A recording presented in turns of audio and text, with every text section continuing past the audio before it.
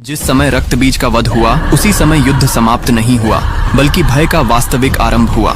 जैसे ही रक्त बीज का अंतिम रक्त काली के मुख में समाया, माता का रूप शांत नहीं हुआ बल्कि और भी उग्र होता चला गया। देवताओं को आभास हुआ कि अब यह तांडव केवल असुरों के लिए नहीं रहा बल्कि संपूर्ण सृष्टि के लिए संकट बन चुका है। देवता भयभीत होकर ब्रह्मा और विष्णु के पास पहुंचे। दोनों समझ गए कि यह स्थिति साधारण नहीं है, यह वही शक्ति थी जो अब किसी आदेश से नहीं रुकने वाली थी। तब सभी की दृष्टि शिव की ओर गई, क्योंकि काली कोई बाहरी शक्ति नहीं थी, वे स्वयं शिव की शक्ति थी और शक्ति को केवल उसका स्रोत ही शांत कर सकता है। शिव कैलाश से चल पड़े, लेकिन जैसे ही वे युद्ध भूमि के निकट पहुंचे, उन्हें आभास हुआ कि काली का उग्र तांडव आज किसी भी संवाद से नहीं रुकेगा।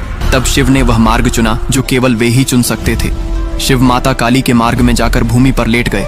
उन्होंने कोई अस्त्र नहीं उठाया, कोई आदेश नहीं दिया, कोई मंत्र नहीं बोला, वे केवल शांत होकर धरती बन गए। अगले ही क्षण माता का चरण शिव के वक्ष पर पड़ा। जैसे ही काली ने देखा कि उनके चरणों तले स्वयं महादेव हैं, उसी क्षण उनका उग्र भाव टूट गया। पृथ्वी स्थिर हो गई, दिशाएं शांत हो गईं और माता काली पुनः करुणा में लौट आईं। शास्त्र कहते हैं यह कोई पराजय नहीं थी, यह शक्ति और चेतना का मिलन था, जहां शक्ति स्वयं को उसके स्रोत में पहचान लेती है। कमेंट में जय मां काली जरूर लिखे। हर हर महादेव।